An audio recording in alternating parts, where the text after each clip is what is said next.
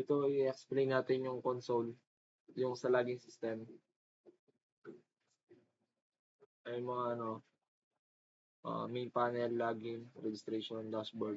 Ayan. Tapos next is yung mga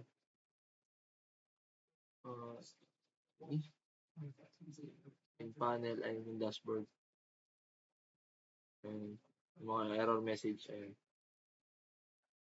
Tapos next is yung registration panel.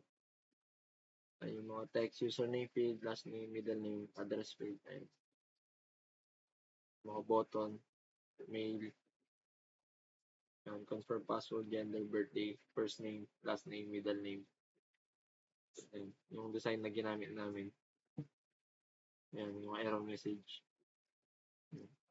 Yung dashboard panel naman. Ayan.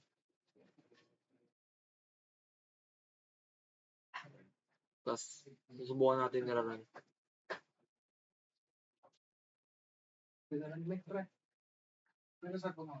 Ngayon, iti-try natin mag-login nang hindi nagre-register.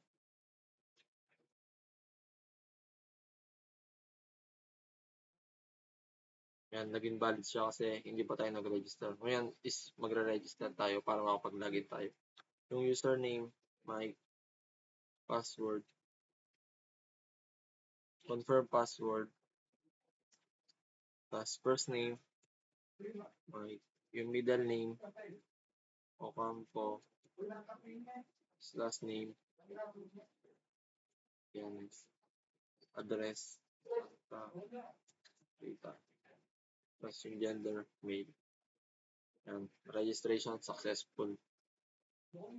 Tapos ngayon, magla-login tayo. Yung lalagin natin yung ni-register natin.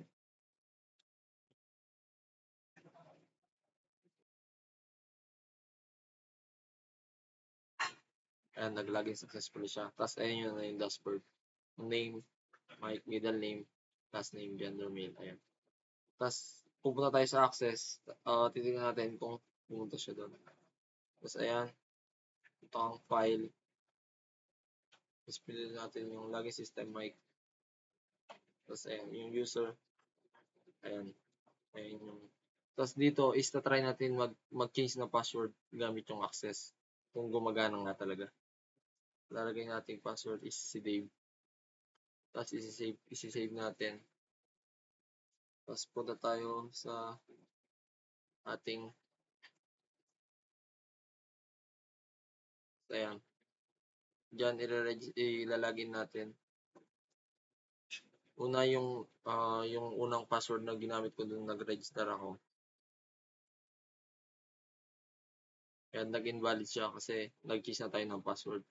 Tapos ngayon, papalitan natin yung password yung ginamit natin dun sa access. Ayun, nag-login successful siya. Yun lang. Thank you.